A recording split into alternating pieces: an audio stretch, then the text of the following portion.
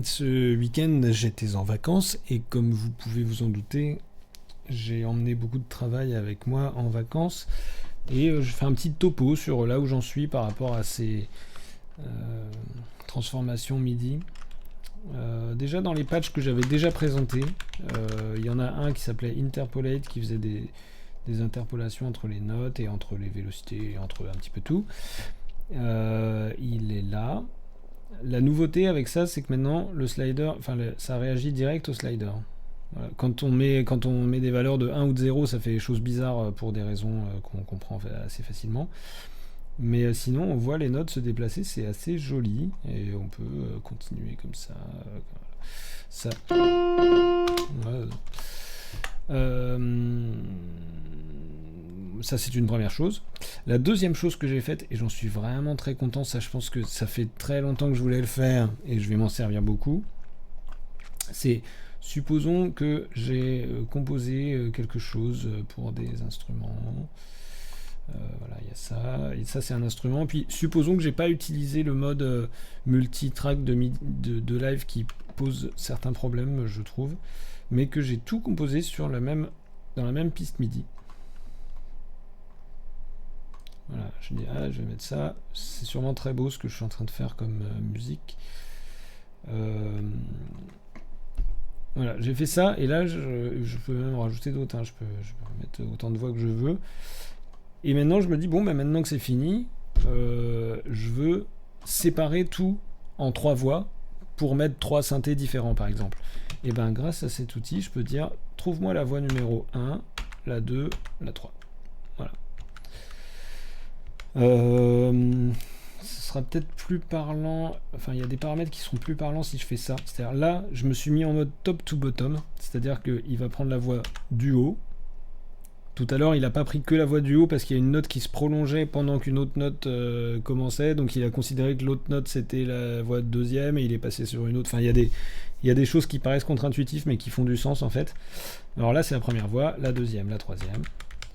Et il y a des modes un peu. Il y a le mode inverse où ça part de la fin. Là, ça fait la même chose, mais s'il y avait un nombre inconsistant de voix, ou. Enfin, dans certains cas, ça fait pas tout à fait la même chose.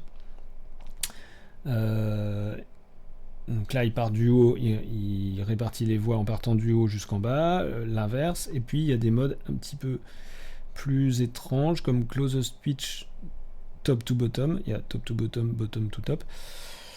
Ça, c'est un peu la même chose, c'est-à-dire il part du haut et répartit les voix, mais s'il voit qu'il y a un contour mélodique qui est, comme c'est le cas ici, plus cohérent, qui serait plus cohérent de laisser sur une même voix, il va le laisser sur cette voix. Là, il fait pas ça.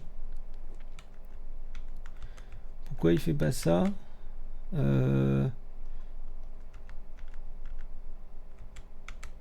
Là, il le fait. Tiens, c'est drôle, j'ai l'impression. Ah oui, oui, non, oui, ça y est, j'ai compris. Je vais pas rentrer dans les détails, mais je sais pourquoi. Là, encore une fois, c'est contre-intuitif, mais c'est cohérent. Mais là, si je me mets en mode closest pitch bottom to top, quand il y a une voix plutôt vers le bas qui en premier choisit de faire un contour mélodique, pas forcément conjoint, mais plus conjoint que les autres possibilités qu'on aurait pu avoir de répartir les voix, il va favoriser cette configuration-là. C'est hyper dur de résumer l'algorithme avec des mots rapides. Là, c'est encore autre chose qui consisterait à dire que... Enfin, là, il se base sur les vélocités. C'est-à-dire que si je change les vélocités de certaines notes, comme celle-là, après j'en mets une forte aussi ici, puis ces deux-là, il va... enfin, si ça se passe bien, il va considérer qu'il y a une voix qui est toutes les notes fortes. Une autre voix qui serait toutes les notes intermédiaires, etc. Il va trouver les vélocités les plus proches et favoriser les voix dont la courbe de vélocité se suit. Ça peut être utile dans certains cas. Enfin, je connais des plugins qui utilisaient la vélocité de façon détournée pour faire des choses comme ça, donc j'ai réutilisé cette idée. Hystérésis, c'est un paramètre, mais peut-être que je le présenterai plus tard.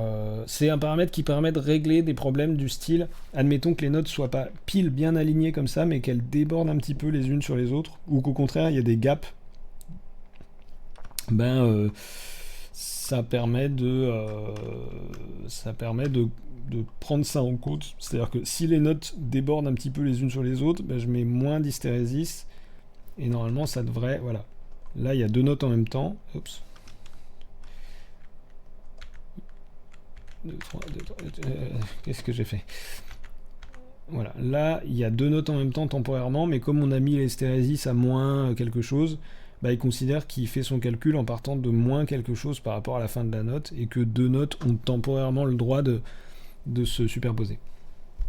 Voilà, ça, j'en suis très content. Tous ces patchs, je les mets sur, à différents endroits, mais entre autres sur mon site, mais aussi sur le site Max4Live, là. Ça marche pas toujours très bien. Par exemple, celui-là, je suis sûr de uploader le bon fichier. J'ai réessayé plein de fois, mais quand on le télécharge, il fait 0 kg. Et donc je sais pas quoi faire avec ça, et je mets en commentaire une version qui marche mieux du fichier. Les 2 autres marchent, je crois, mais je continuerai à les mettre sur ce site. Et la dernière chose sur laquelle j'ai commencé à travailler cet après-midi, et je le montre un peu en cours de route, c'est ça. Et vous allez voir, c'est assez drôle. Je vais faire une petite mélodie, de la musique. Je vais faire...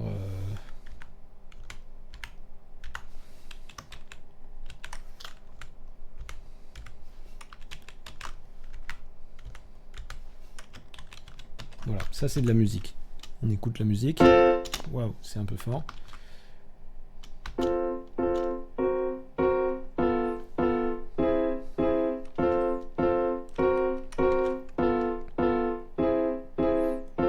Voilà.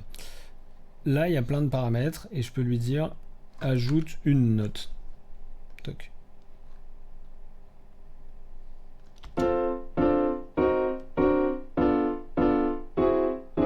Une note, c'est-à-dire une note par accord. Je peux lui demander d'ajouter 2 notes par accord, une note par accord. Rien. 1, 2, 3. 3, ça fait beaucoup là.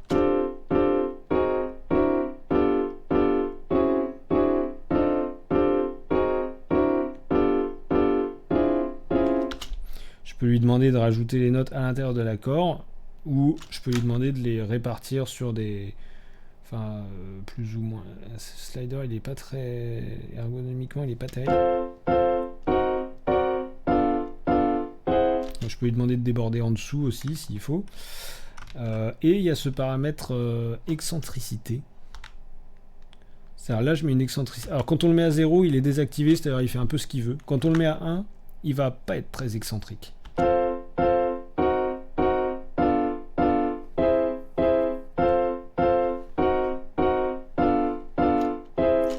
J'augmente de 1. Là, il est un petit peu plus excentrique. J'augmente encore.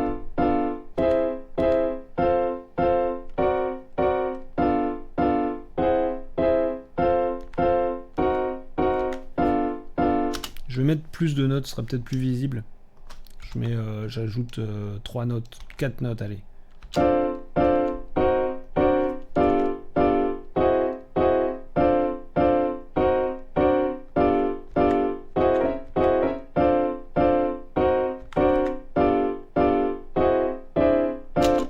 Je reviens à 1 pour voir.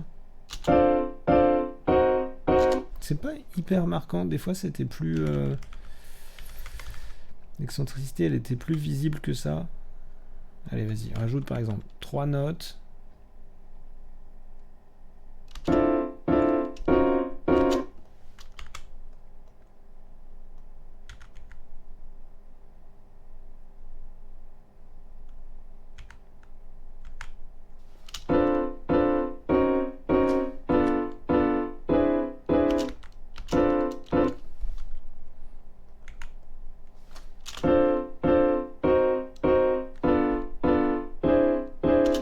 Ouais, ça c'est pas très excentrique. Et si je rajoute plus d'excentricité...